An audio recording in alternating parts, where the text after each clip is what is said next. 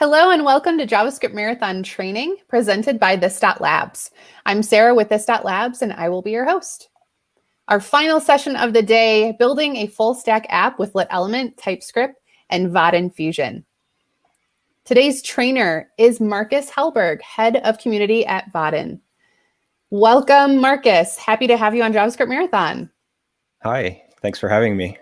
Really stoked to be here. We are too. You can find Marcus on Twitter using the handle shown at the bottom of the screen. Please don't hesitate to get in touch if you have any questions or feedback. JavaScript Marathon would not be possible without our sponsors. Our sponsor today is This.Labs, your partners in modern digital transformation. We specialize in mentorship, consulting, training, and staff augmentation for enterprise organizations. Find out more at this.labs.com or send us an email at hi@this.co. This.Labs offers personalized training programs to suit your organizational needs, ensuring you and your company stay on the leading edge. If you find keeping up with constantly evolving technologies a struggle and want to bring your team up to speed on one of the latest technologies, contact us today at hi@this.co to set up your complimentary needs assessment. We have a ton of upcoming events for 2021. Next week, State of You Community on the 28th. For more details, you can see all of these events at this.co. And finally, JavaScript Marathon returns Wednesday, March 24th. You can follow us on this.labs on Twitter for more details as the date approaches. And with that, I will turn it on over to Marcus. All right, thank you.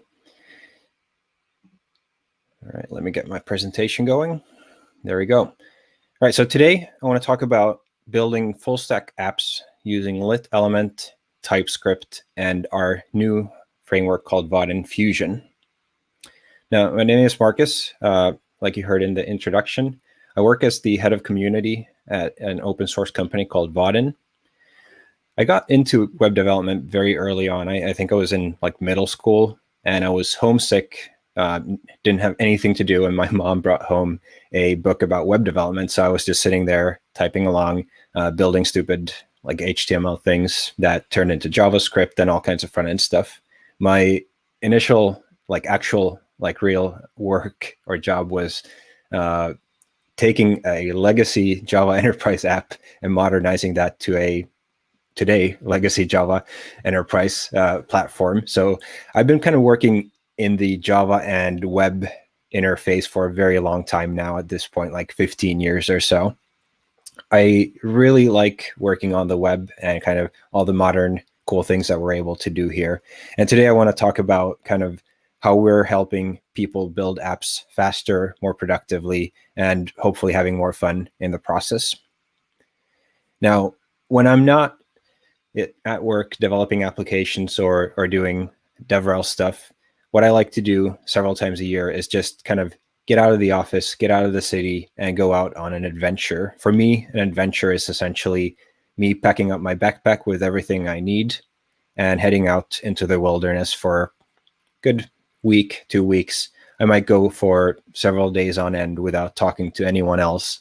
Just kind of lets me clear my head. And what ends up happening a lot of times is I get a ton of good ideas for apps I want to build or things I want to build. And I'm sure a lot of you watching have the same thing. So maybe it's not because you're walking out in nature, but you're riding your bike or you were in the shower and you got a great idea for an app and you're like, all right, let's do this. I want to build it. So you go to Google, you type in, how do I build a web app? And you get bombarded with tens of different tools, frameworks, libraries, build tools, conventions on kind of the best way of building an app in 2021. And this can be pretty overwhelming, especially if you don't necessarily know which is better, how are you supposed to do this? So before you can actually get started with this good idea, you need to kind of figure out, well, how are you going to build it? So before we can kind of define, or before I can explain to you what Vaadin Fusion is, I want to take a quick detour and kind of talk about the differences between using libraries and frameworks when you get started building a web app. So let's take an example, React. I'm picking React just because it's something that most of you are familiar with from before. You know what it is. So I'm in no way trying to say that it's bad or anything else like that. I'm just using this as an example. The same would apply for pretty much any other library out there. Now, when we're talking about React, people usually colloquially talk about it as a framework, but in reality, like if you go to their website and look at it, what they actually say that they are is a library, meaning that they don't really try to be everything that you need when you're building a web application. They just want to focus on one small thing and do it well. That thing that they do is essentially provide you with an API for building reactive components. So you have a way of defining a state and how that state then reactively updates a template very efficiently. But if you want to build a more complex application, you're most likely going to need a whole lot of other things. So you might need something for routing. So how do you move from one page to another? Probably need to figure out, how do I deal with state? Do I just use the built-in hooks and properties? Maybe I use Redux, maybe MobX. If I do use Redux or MobX, do I use Redux Toolkit, MST? Do I use something else? Obviously, we need to figure out what do we do with forms, especially if you have a form-heavy application. Just using plain use state hooks, for instance, might become a lot of boilerplate, especially when you start validating input and so on. So maybe use something like Formic for your forms there. Then you need to figure out, well, what do I do with look and feel? Am I going to just do everything myself, just DIY? Am I going to use a CSS library of some sort, like Tailwind, for instance? Maybe I'll go with a more fully featured like component library with more complex components like Material or Ant. Then we get to the server. So obviously, most applications will need some way of kind of persisting things at the very least somewhere. Many applications will additionally need some sort of server-side logic happening. So depending on what your backend situation is, you might use something like Spring Boot if you're on Java, Express if you're on Node, some sort of ASP.NET solution. Once you figure that out, you need to figure out, well, how do I connect to this backend? Do I use REST, WebSockets, GraphQL, something else? Then we get to things like tools and practices. So what's my project structure going to look like? Am I going to do this in JavaScript or TypeScript? Am I going to use Webpack or ESBuild? How am I going to build this thing? And that kind of continues on testing, internationalization, you name it. So when we choose, say, React, that doesn't necessarily mean that we're finished choosing what we need for building an application. So end of the day, we make our selections, we define what we want to use. And essentially what we've done is we've now kind of designed our own custom framework just for this project. So we've essentially taken different libraries, put them together, defined some practices and tools that we want to use for this. And this now kind of becomes our library, our framework that we use for this project. Now, the problem that we see with an approach like this is that time marches on. 6 months later, say there's an update to React. And now, because our project is dependent on so many of these third-party libraries that are developed by different third parties, it might mean that these get out of sync. So maybe the one library that we had doesn't support the new version of React, but then again, if we want to have something from that new version of React, now we're kind of in a situation that's not very ideal. So I'm not saying that libraries are necessarily bad or good, but I think it's worth understanding that more or less every project will end up using a framework. The difference is it one that you specifically put together for your project and that you're willing to maintain throughout your application's lifecycle, or are you taking a framework from the shelf, like off the shelf, and kind of outsourcing a lot of that maintenance work to somebody else? So with a framework, you have kind of less freedom of choice because somebody has chosen all these parts for you, and they guarantee that they're going to work together. Or do you go kind of mix and match and just choose everything that you want? So I'm not saying that either one is better or worse, but it's kind of good to understand how these two things relate. So that gets us to Vaadin Fusion. Vaadin Fusion is our framework where we've kind of selected the technologies that we think are the best for building a modern web application, specifically for those of you who are on a Java backend. So for the front end, we've chosen TypeScript and LitElement. LitElement being a very small 7K helper library for building standards-based web components. TypeScript, because that allows us to kind of build a more maintainable application. And we're using MobX for state management, because that's kind of very easy to reason about. All of these technologies are chosen because they're kind of very low barrier to entry. They're easy to understand and reason about. If you know JavaScript, TypeScript, you're going to be able to pick them up very quickly. But at the same time, they're robust enough for going into production and building really complex applications. In addition to those base technologies, we have our own design system that we bundle with this. So we have a big library of components, 40 plus components. They're all customizable, so you can customize the look and feel of those components, and they're open source. Now on the backend, like I said, we've optimized this for a Java backend using Spring Boot. We've configured all the build tooling. So with one command, we'll start up your backend server, your Webpack, all the development servers. Everything you need is kind of bundled and taken care of out of the package.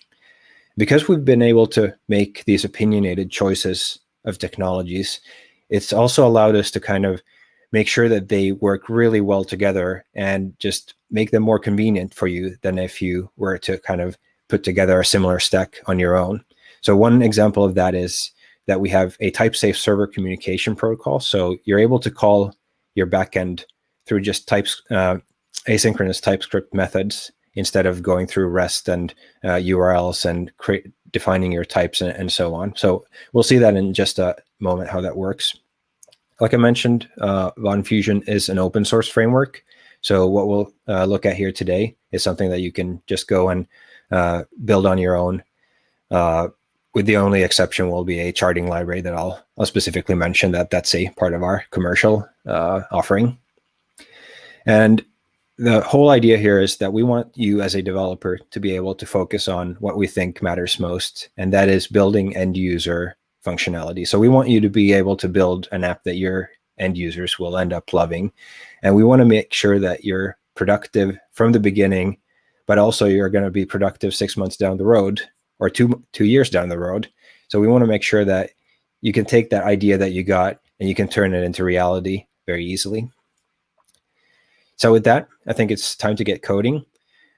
Since we are in a JavaScript marathon, I'm going to be focusing purely on the front-end side of things, but I will show you real quick the backend code just so you understand the data model and persistence that we're working with, but I don't assume any kind of Java knowledge for you. Now, if you're not using a Vaadin Fusion backend, that's fine. You can replicate everything that I'm doing in the LitElement application with a REST endpoint, a REST backend or a GraphQL backend or anything. Just note that in that case, you'll need to kind of define all the TypeScript types yourself. So what I want to build today is a slightly more complex to-do application. So we're building a shopping list application. So we have a slightly more complex domain model where we have items that can belong to categories, and we have a certain number of those. And we're going to list them out, and we're going to make them editable. And also we're going to add an overview page where we can see some stats about our shopping list. All right, so let's jump into some code and see what's going on and how this works. So the application that I'm starting with is bootstrapped with the start.vaadin.com app configuration tool. This is something that you can use to define kind of what kind of app starter you'd like to start with. So you can define from different app templates. Maybe you want to have like a master detail view with a data grid and a form, or you want to have something else like a dashboard. I already configured this. You can also work with things like themes, fonts, everything. And in order for this to be a Vaadin Fusion project, we want to make sure that we select the TypeScript and HTML UI stack here. I've also gone ahead and clicked set up a database here, which will just configure an in-memory database that we can use for testing here. And this is what the application looks like with nothing, or essentially none of the UI code in place. So we just have two empty views with some placeholder content. Now, when we open the project here in our IDE, I'm using VS Code. You'll see that there are essentially two main folders that are important for this application. So we have the source main folder here, which is where our backend lives. We have in our backend two entities being kind of the database model. We have a list item where we have a quantity. So how many of those do we want? That's set to a minimum of 1. So we have a validation on that. We should have a name. So what are we intending to buy? That can't be blank. And then we have a category that should not be empty. And it's mapped to this other entity called a category that just has a name. We take care of persisting things through these repositories. So this is something that we get from Spring Boot. It works on a kind of convention over configuration mentality. So we can just say that we want a JPA repository that deals with categories, and we get all the basic CRUD operations. So we are able to find and save items from the database without actually writing any of the SQL ourselves. So that's super convenient. Finally, we have a endpoint. Now this is a Vaadin Fusion specific thing, kind of the equivalent of exposing a REST endpoint, but on steroids. So I have a class here called a shopping list endpoint. It's just a plain Java class that I've annotated with an endpoint annotation. What that means is that Vaadin Fusion will take all these methods, it'll generate REST endpoints for them. It will also generate TypeScript type definitions that match these Java objects that we work with. And finally, it will generate TypeScript method wrappers, so essentially asynchronous functions that we can call in our TypeScript code to call these. So we don't have to remember URLs or anything. We can actually call these as if they were TypeScript methods in our UI application. Now, by default, these are always secure. So in this case, I've turned off security, made sure that these are anonymous, and I've taken in, used Spring for injecting in these database repositories. So the three methods that we have in our API, very, very simple API, is we have a get shopping list method that returns all the list items that we have in the database. We have a save list item API method that takes in the list item, saves it to the repo, and then returns the saved item.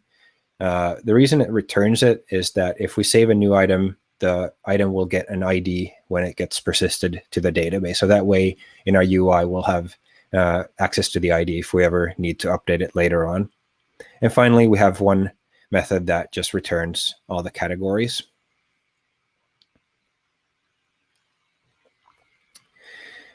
Okay, so enough about the backend. Let's get to what we're actually here to talk about. So how do we build a LitElement, TypeScript, MobX application and hook it up to that backend? So if we look into the front-end folder, we can see our front-end application here.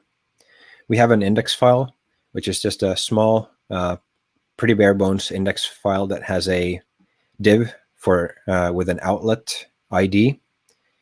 In the index TypeScript file, this is the entry point to the application. We set up a router, so this is what takes care of navigating between all the views. And we say that we want to output all of our content into this outlet div. Our routes are defined here in the routes file. So essentially we have an array of route definitions.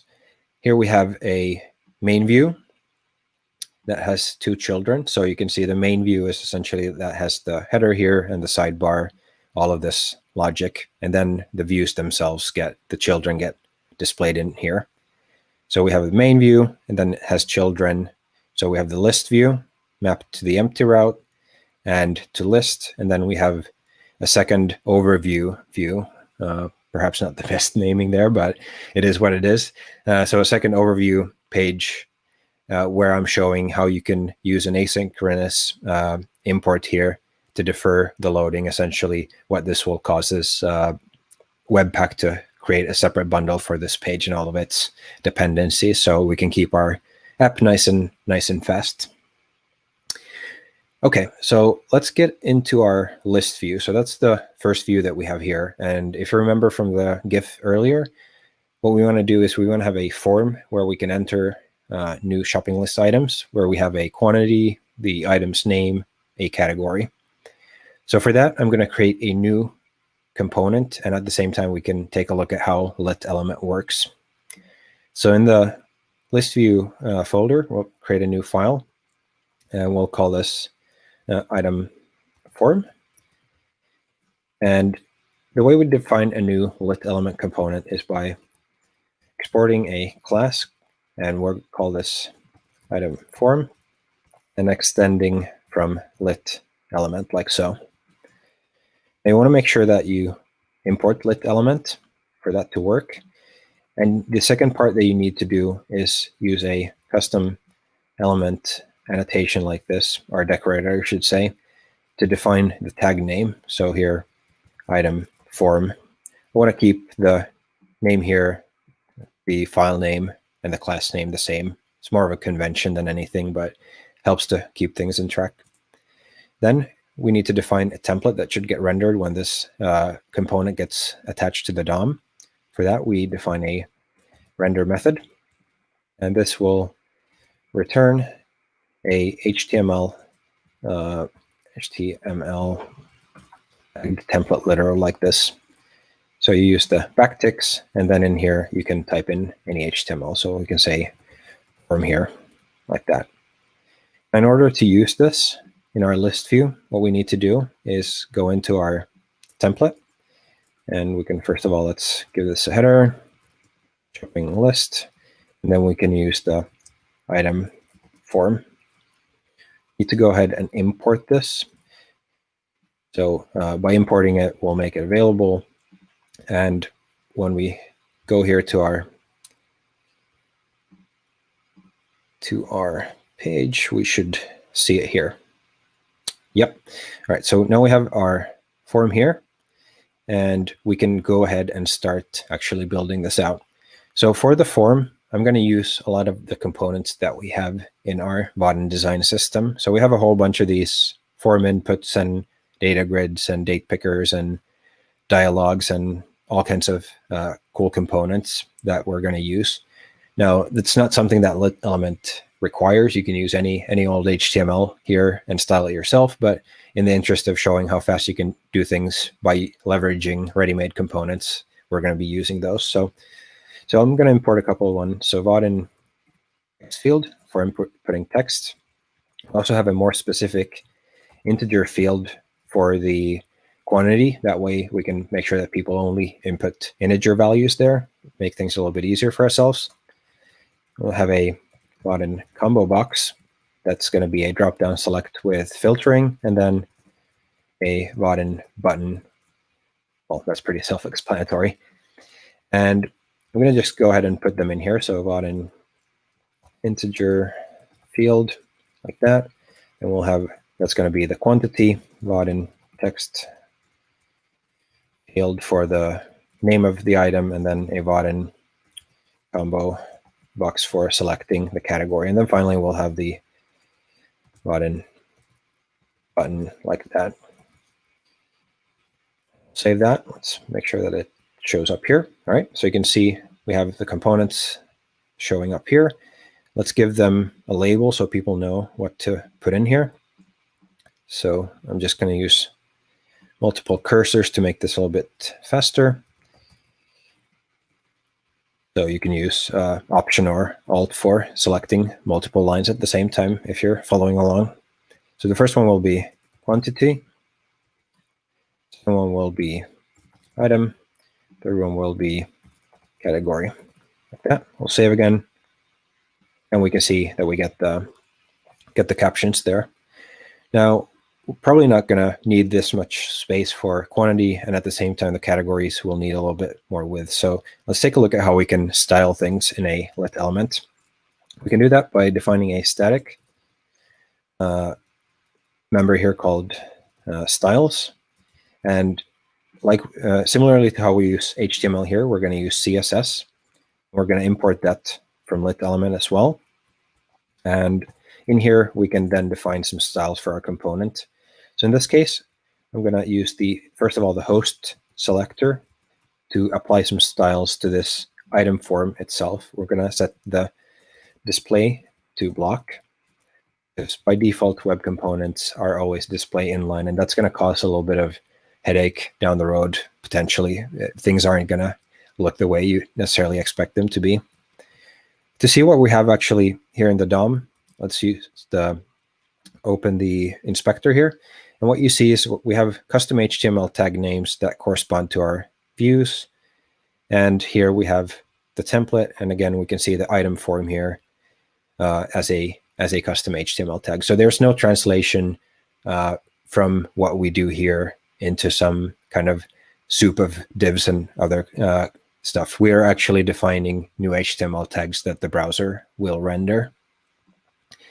So with that said, let's go ahead and just make some selectors for these fields and style them. So Vaadin integer field, set the width to say 4 EM, and then the Vaadin combo box will set the width to 20 EM.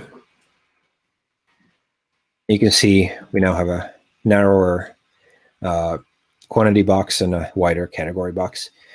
You might also wonder, like, I'm doing super unspecific selectors here. The reason I'm able to do that is because we are inside of a shadow DOM here, meaning that our CSS will be scoped to within this item form component. So whatever selectors we do here are not going to affect, say, a Vaadin text field or a Vaadin combo box that's outside of this component. So we can very securely use any old kind of CSS here. It just makes things quite a lot easier for things like this.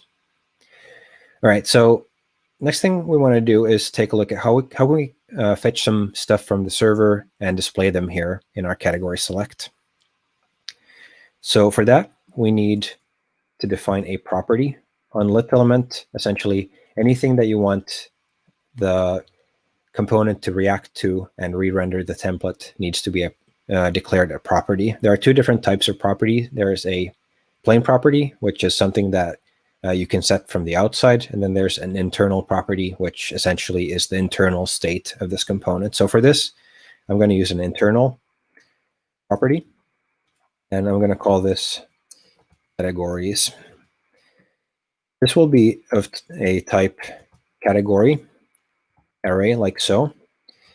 And what you can see here is that we have a TypeScript type called category that's generated for us by Vaadin. So this corresponds one-to-one with our Java file. We didn't have to create this. It's something that Vaadin automatically generated for us because we have an API that uses that category.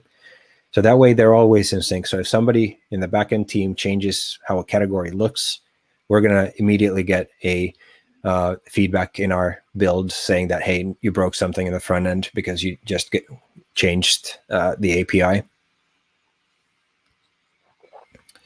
All right, so we have a property. Now we need to go ahead and fetch those from the server. Since we are in a web component, we're able to use the normal lifecycle callbacks for a web component. So I'm going to use the connected callback like this. We need to remember to call super connected callback to make sure LitElement has a chance to set itself up. And then what we can do is call this dot categories is equal to await get categories.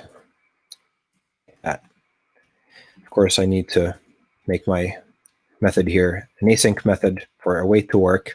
But what's more important here is looking at this get categories. So this categories here is again from a generated file. And this is a helper that essentially calls this get categories method on the server transparently to us. So over the wire, it's still a REST call, but we get the benefit of knowing that when we call get categories, it's going to go to the right place. It's going to return a promise of an array of categories. So we get the right type directly from the backend. So the code ends up being super clean. So we'll do that. And then finally, we need to bind them to our combo box. So LitElement differentiates between different bindings in their syntax. So using a dot in front of the binding here denotes that we're doing a property binding. So we're binding some complex data in this instance, an array. So we'll just say items is equal to, and then we can use a normal JavaScript interpolation here in our template literal. And what we'll bind it to is this dot categories, like that. All right, so let's go here. And hopefully what you can see is that we have some content here. Now, of course, this is just saying that we have objects, not very helpful. So we need to tell our combo box here where kind of what property on that object is the one that should be the label. So we can say item label path is equal to name. All right. So now we can see we have all these different items here, and we can search for, say, eggs, and that filters it down to what we want. Okay. Now let's think about it a little bit. Kind of how do we want to deal with state for our application? So we essentially we're going to have three components in our very simple application. So we'll have this form that we've been working on so far. We'll have the list that displays all the items on our list. And then finally, we'll have this overview page where we're going to display some stats about those in a chart. So what I want to do is I want to create a MobX store. So a central state management that we can then reflect to all the places. So we only have one state in the application, and every part of the application is only reflecting that one state. That's going to make it very easy for us to kind of understand what's happening in our application. So let's go ahead in our front end folder, create a new file, store.ts. And here we'll define a new class, which will kind of encapsulate our state. We'll create something called store, and we'll export a const instance of this that we instantiate to a new store like that. Okay, so right now this is just a plain class, nothing special about it in any way. So we're going to turn this into a MobX store by creating a constructor, and then we're going to call make auto observable and pass in the class.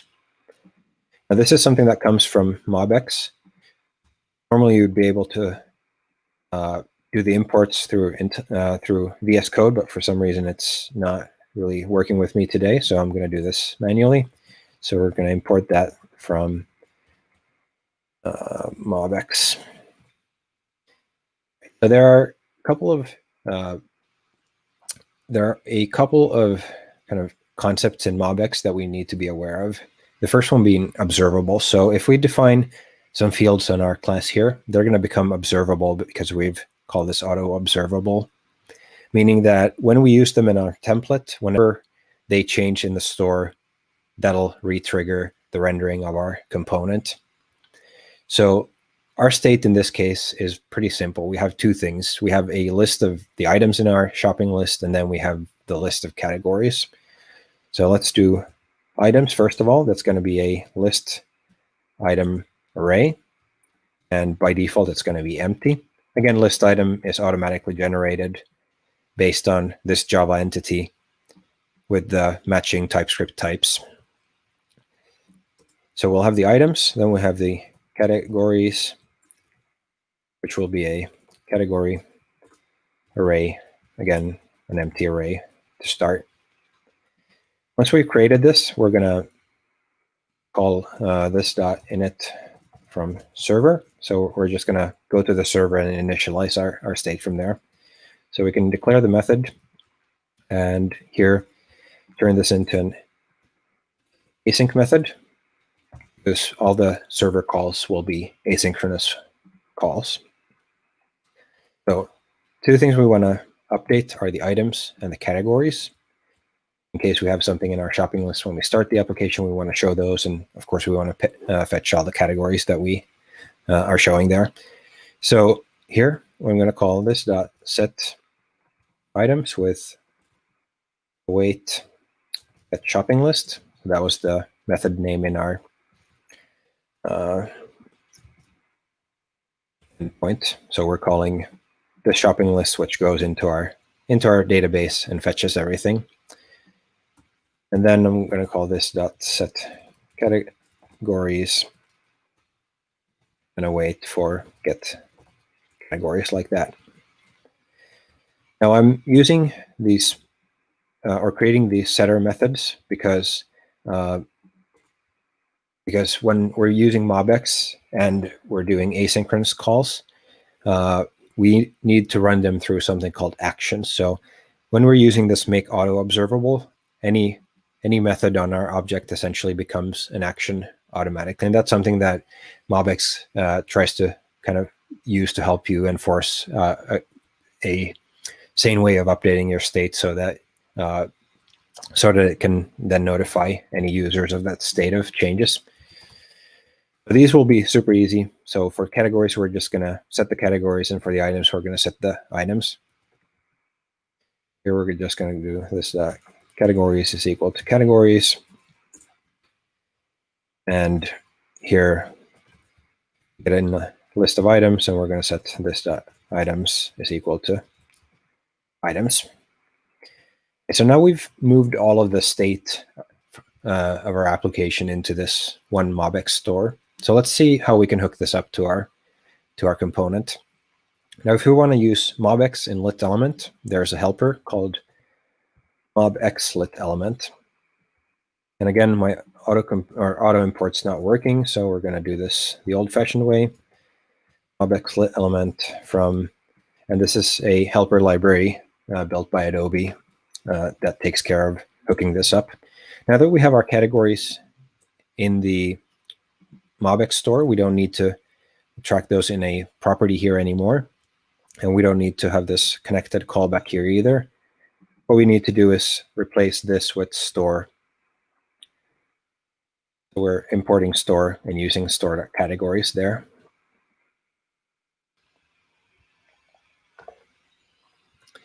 And what you're able to see now is that we're still able to display all of those categories, just that they're coming from that MobX store now instead of being maintained internally inside that component. All right, so let's turn this into a form. We're going to use a Vaadin Fusion feature called a binder. So private binder is equal to a new binder that takes in a context and then a list item model.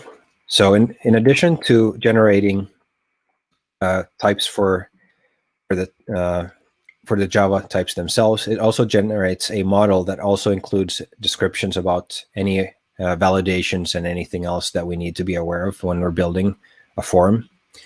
So what I'll do here is I'll pull out an instance of that model from the binder,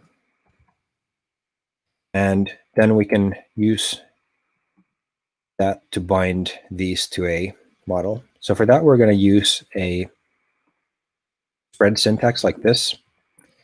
We're going to use a field helper bind to model dot. So the first one, and this is something that's pretty cool. So when we bind this, we can see what are the different things we can bind to. In this case, we're going to bind to quantity. Here we're going to bind to the name. And then finally, we're going to bind to the category like that. So we'll save that. And we can now see, well, hopefully you can see there's a blue dot here, the item. So if I try to go in there and go out, it's going to say that, hey, you need to actually put in a value here. Finally, let's hook up our button here. Actually, I'm going to make this a primary button just to make it a little bit more obvious. But what I'm going to do then is hook up the click event. So we can listen to events in LitElement by having an @ symbol and then click. And we're going to bind this to a method, this.submit. And of course, we need to implement that. So submit will be a method that we use to call this.binder. So we use the binder and we submit our form binder to an async method that gets the item if it passes validation. So this takes care of validating the form before it tries to do this. And what we want to do here is call store. save item and pass in this item. So we're going to save that to our store, and then after that we can call binder.clear, and that's going to clear out all of those fields so we can continue adding more items. So let's go ahead and declare this in our store. Now that we're in our store, let's move this to the bottom. And what we want to do is, first of all, make this an async method because we're going to call the backend. So we'll capture the saved after we call await on saved list item. So we're calling again this server method and passing in this item. And you can see we're just working with the TypeScript types here throughout. It's kind of super straightforward and clear what we're doing. And once we get the saved version, we can then check if the passed in item had an ID, meaning that if it was already saved from before, we were updating it. What we want to do is we want to go through the items and update that old item. So I'll do this dot set items, and then we'll do this dot items dot map. And then for the items, we're going to check if the ID is equal to the saved ID. We're going to give in the new item, the saved item. Otherwise, we're just going to keep the old one. And in other cases, we have a new one. In that case, we're just going to append that. So we're going to call this dot set items with an array that has the items that we had from before and the new saved item, like that. All right, lots of code. Let's see if this works. So we'll just add something like add. All right, so that didn't work. Let's see what's going on. Oh, well, that's easy one. I forgot to hit save on that. So let's try this again. All right, so you see the form got cleared, but we're not seeing our items anywhere because we haven't actually used the item array anywhere. So we'll go into our list view and again hook this up to MobX by using this MobX LitElement. We're going to import that, and here under our form item we can go ahead and do store dot store. All right, so import that items, and we can map over them. So if we want to loop over stuff, we can use a map similar to how you would do that in React. And for each, we're going to return a HTML tagged template literal like this. So similar to what we had here. Let's do this in a unordered list. And for each, then we'll return a list item where we can interpolate then the item name like that. And you can see because we're working with TypeScript, we have autocomplete here helping us make the right choice. All right, so you see that actually showed up here, and we can add more stuff here. Cool. So let's do a couple of quick last things. So one of all, let's categorize these or kind of show them according to category and let us update them. And then finally, we'll take a look at the overview. So the final concept of MobX I want to cover here is using computed properties. So by defining a getter, so items by category, we can make computed properties that are lazily evaluated whenever they're actually needed. So that means, and they're cached. So we're not going to incur a whole lot of extra cost for always kind of generating the state from the bare minimum of information. We don't want to store any duplicate information in here. So we'll have a grouping by essentially taking this dot items and reducing them. Well, we'll have a map where we actually do the grouping, and then we have the current item. And then we'll use a new map that has a string. So the category name will be the grouping. And then we'll have a list item array as the second. parameter there. So we have a map of string to list item arrays. What we do here then is that we call map.set, and we use the items category's name as the key, and we set it to an array.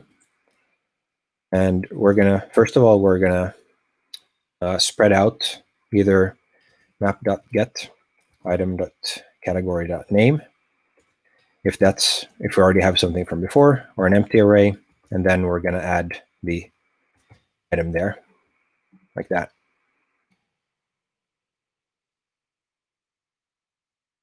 What am I doing here? Sorry, extra stuff there. All right, so now we have a map of string to list items, and I'm actually going to return an array from that map's entries because it's easier to map over those. So it's hard to map over maps. All right, so we'll take grouped.entries, and what we should end up with here, if you look at this, we have an array of arrays containing a string and list item. So going back to our list view here, we can replace this and do store.items by category.map. And then what we'll get is a array then with the category and the items in that category. And what we want to return then is a HTML template. And here we're going to do an H2 for the category name.